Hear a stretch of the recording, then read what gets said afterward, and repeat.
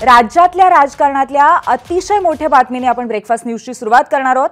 राष्ट्रवादी काँग्रेस शरदचंद्र पवार पक्षाच्या एका वरिष्ठ नेत्याची दिल्लीतील भाजपच्या केंद्रीय नेतृत्वासोबत चर्चा चालल्याची सूत्रांनी माहिती दिलेली आहे। उद्योगपती गौतम अदानी यांच्या घरी हे दोन्ही वरिष्ठ नेते भेटल्याची माहिती एबीपी माझाला वरिष्ठ सूत्रांनी दिलेली आहे। राष्ट्रवादी काँग्रेस शरदचंद्र पवार पक्षात सध्या नेत्यांमध्ये दोन मतप्रवाह आहेत असं कळतंय। एका गटाचं म्हणणं आहे आपण भाजपसोबत सत्तेत जायला हवं, तर दुसऱ्या गटाचं म्हणणं आहे आपण राष्ट्रवादी काँग्रेस पक्षासोबत सत्तेत जायला हवं। एकंदरीत हा सगळा प्रकार काय आहे, नक्की कशा पद्धतीच्या घटना घडतायत याबद्दल आपण माहिती घेऊया। आपले प्रतिनिधी निलेश बुधावले आपल्या सोबत आहेत। निलेश, राष्ट्रवादी शरद पवार पक्षामध्ये दोन मतप्रवाह आहेत असं कळतंय आणि त्याचबरोबर महत्त्वाच्या भेटीगाठी होत आहेत, आणखीन काय अपडेट आहे? पूर्वी विधानसभा निवडणूक पार पडल्यानंतर खासदार असो की आमदार असो यांच्यामध्ये राष्ट्रवादी काँग्रेस शरदचंद्र पवार पक्षातील आमदार आणि खासदारांमध्ये चलबिचल सुरू झाल्याचं पाहायला मिळत होतं आणि याचीच पहिली पार्श्वभूमी म्हणून दिल्लीमध्ये 4 तारखेला राष्ट्रवादी शरदचंद्र पवार पक्षाच्या खासदारांची एक महत्त्वाची बैठक देखील झाली होती। त्या बैठकीत कुठंतरी आपण सत्तेत गेलं पाहिजे अशा पद्धतीची भूमिका खासदारांच्या वतीनं मांडण्यात आल्याची माहिती एबीपी माझाला विश्वसनीय सूत्रांना दिली आहे। त्यानंतरच बऱ्याच घडामोडी घडल्याचं आपण पाहायला मिळालं। 10 दिवसांपूर्वी प्रफुल्ल पटेल हे शरद पवारांना भेटायला आले होते आणि त्यानंतर काल गुरुवारी आपण संपूर्ण महाराष्ट्रानं संपूर्ण देशानं पाहिलं की संपूर्ण राष्ट्रवादी काँग्रेस पक्षाचे जे नेते आहेत, मग अजित पवार असेल, प्रफुल्ल पटेल असतील, सुनील तटकरे असतील, ही सर्व मंडळी थेट वाढदिवसाच्या शुभेच्छा द्यायला शरद पवारांना देखील भेटायला आल्याचं पाहायला मिळालं होतं। कालच आणखीन एक महत्त्वाची घडामोड घडली होती। काल दुपारी देशातले सर्वात मोठे उद्योगपती गौतम अदानी यांच्या निवासस्थानी एक महत्त्वाची बैठक पार पडली। भाजपच्या केंद्रीय नेतृत्वातील एक वरिष्ठ नेता आणि राष्ट्रवादी काँग्रेस शरदचंद्र पवार पक्षाचे एक वरिष्ठ नेते या दोघांची एक महत्त्वाची बैठक गौतम अदानी यांच्या निवासस्थानी झाली आणि या बैठकीमध्ये आगामी काळातील निवडणुका यासोबतच राष्ट्रवादी काँग्रेस शरदचंद्र पवार पक्षाची आगामी काळातील भूमिका या संदर्भात चर्चा झाल्याची माहिती एबीपी माझाला विश्वसनीय सूत्रांनी दिलेली आहे।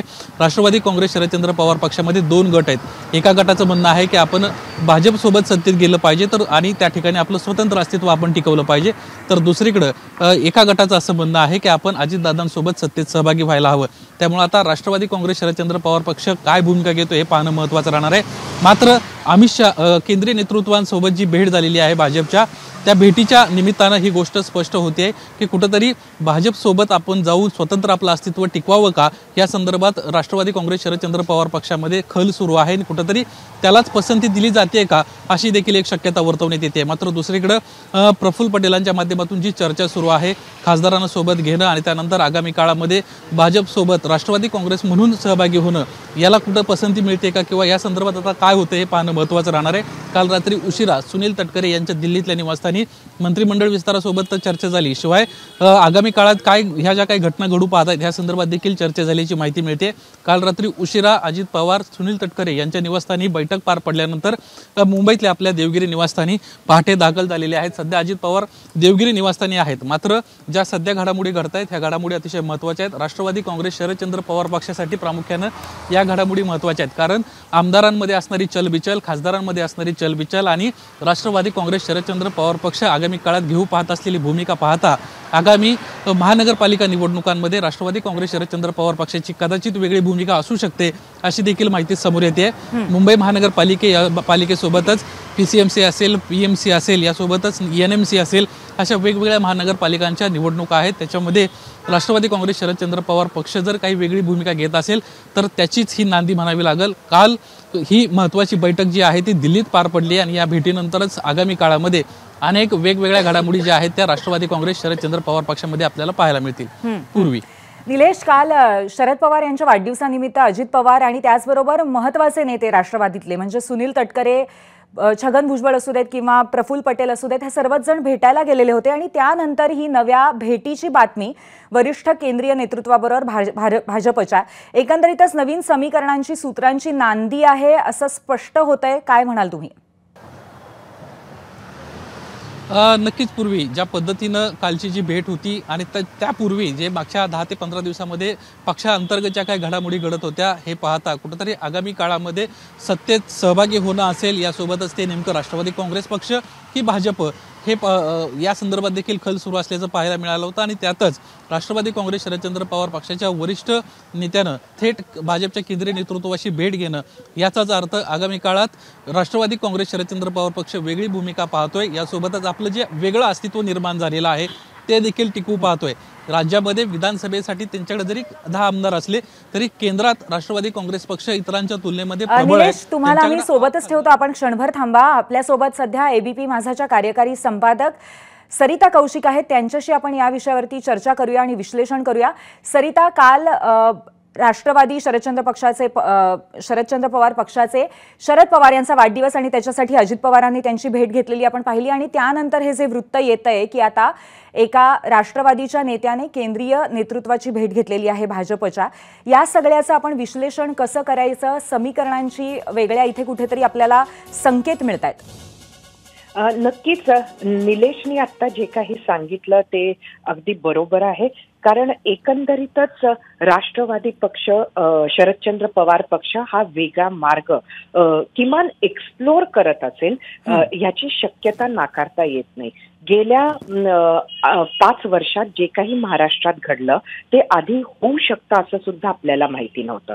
त्यामुळे आता प्रत्येकच पक्षासाठी कुठलीही बॉर्डर उरलेली नाहीये आणि या सीमा धुसर झाल्यामुळे कोणी कुठेही आपल्या पक्षासाठी त्यावेळेला जे योग्य वाटत असेल किंवा त्यावेळेला पक्षाचा जिथं राजकीय फायदा आहे त्या बाजूनं जाऊ शकतं अशी परिस्थिती महाराष्ट्रात आहे। आणि खरं तर निवडणुकीनंतर ही परिस्थिती बदलेल असं सगळ्यांनाच वाटत होतं। लोकसभेनंतर महाविकास आघाडीमध्ये ही परिस्थिती बदलली नाही, कारण त्यांना ज्या पद्धतीचा विजय मिळाला त्यामुळे त्यांचा कॉन्फिडन्स हा मोठा होता। मात्र आता विधानसभेचा निकाल पाहिल्यानंतर आणि येणाऱ्या महानगरपालिकेच्या निवडणुका पाहिल्या तर अशा पद्धतीचं एक चर्निंग या पक्षांमध्ये नक्कीच होऊ शकतं। त्यात आपण 2014 विसरून कामा नये। अगदी निकाल यायला लागले होते महाराष्ट्र विधानसभेचे आणि त्याच वेळेला शरद पवार यांनी भाजपाला बाहेरून पाठिंबा देण्याचं ठरवलं होतं। त्यामुळे शरद पवार हे करू शकतात। मात्र आता नक्की त्यांच्या मनात काय आहे, त्यांच्या पक्षातील नेते मंडळी नक्की काय म्हणतात। अजित पवार भेटले, जसं निलेशनं सांगितलं तो तर एक भाग झालाच, 10 दिवस आधी प्रफुल्ल पटेल सुद्धा त्यांना भेटून आले।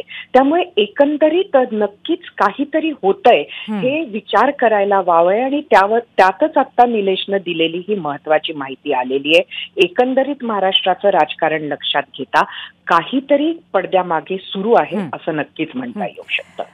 सरिता, एका विशिष्ट विचारसरणीच्या आधारावरती भाजपसोबत युती करायची नाही अशी भूमिका यापूर्वी पाहण्यात आलेली आहे राष्ट्रवादी शरदचंद्र पवार पक्षाच्या माध्यमातून, पण ही भूमिका आता एकंदरीत परिस्थिती बघता किंवा आगामी निवडणुका ज्या आहेत वेगवेगळ्या स्थानिक स्वराज्य संस्थांच्या ती पाहता आणि राजकारण सुद्धा पाहता कुठेतरी बदलती असं वाटतंय का?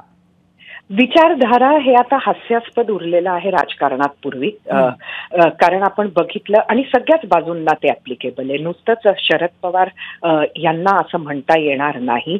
शेवटी 2014ला त्यांनी ह्याच भाजपाला पाठिंबा दिला होता, हे विसरता कामा नये। त्यावेळेला त्यांनी राज्यात अस्थिरता नको, स्थिर सरकार असावं असं एक कारण दिलं होतं। कारण काहीही असू शकतं।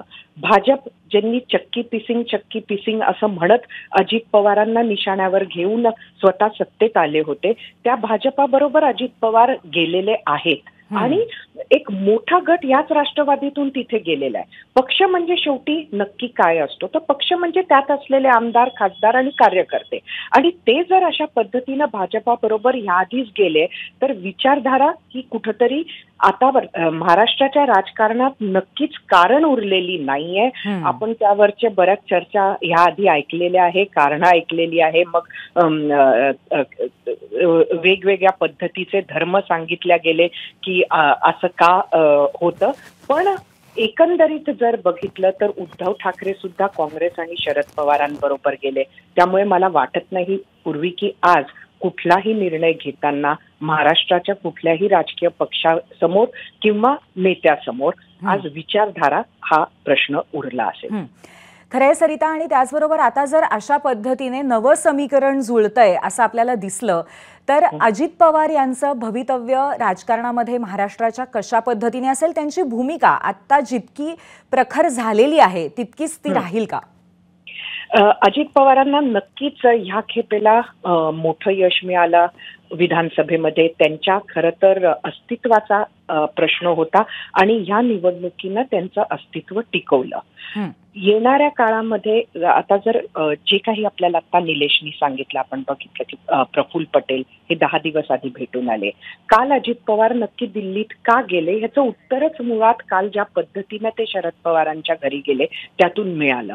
ते मुळातच ह्याच एका कार्यक्रमाला डोळ्यासमोर ठेवून तिथं आले असतील असंही आपण म्हणू शकतो. मात्र आता काही नेते मंडळी त्यांच्या पक्षातही आहेत असतील ज्यांना असं वाटतं की अजित पवारांबरोबर गेलं पाहिजे. तेही वेगवेगळ्या कारणांमुळे अजित पवारांची जवळीक असलेली नेते मंडळी शरद पवारांकडे गेली. त्याला कारण त्यांचं तिकीट, त्यांना अशा अनेक बाबी त्यामध्ये असतात. राजकारणामध्ये आपापलं अस्तित्व टिकवून ठेवण्यासाठी या खेपेला मंडळींनी सगळ्याच पक्षातून दुसऱ्या पक्षाकडे गेले आणि नेत्यांनी सुद्धा त्याला फारसा आक्षेप घेतलेला दिसला नाही आपल्याला. त्यामुळे काही लोक असतील की अजित पवारांबरोबर जाऊ असं म्हणणारे आहेतही आणि त्यामुळे अजित पवार सुद्धा तो प्रयत्न करतच असतील. आता एकंदरीत संपूर्ण मोठ्या स्कीम मध्ये केंद्रातल्या सत्तेबरोबर जायचं म्हणजे नक्की काय करायचं यावर काय विचार होतोय, अजित पवारांच्या माध्यमातून यायचं की थेट शरद पवार पक्ष यांची चर्चा खरं तर केंद्रीय नेतृत्वाशीच होते हे आपण बघतोय. त्यांना अजित पवार हे माध्यम नको, माध्यमाची गरज नाहीये. पण अजित पवारांकडनं सुद्धा हा प्रयत्न होत असेल आहे नाकारता येणार. धन्यवाद सरिता आपल्या संपूर्ण विश्लेषणाबद्दल, आणि त्याचबरोबर निलेश आपणही जी माहिती दिली आहे त्याबद्दल धन्यवाद. एकंदरीतच महाराष्ट्राच्या राजकारणाला आणखीन एक वेगळं वळण मिळतंय का काय, अशा पद्धतीची या क्षणाची अतिशय मोठी बातमी आहे. अजित पवारांच्या काल भेटीनंतर आज राष्ट्रवादी शरद पवार पक्षातल्या वरिष्ठ नेत्याची भाजपच्या वरिष्ठ नेतृत्वासह चर्चा झाल्याची माहिती मिळते आहे. गौतम अदानींच्या घरी ही चर्चा झाली. एबीपी माझा, उघडा डोळे बघा नीट.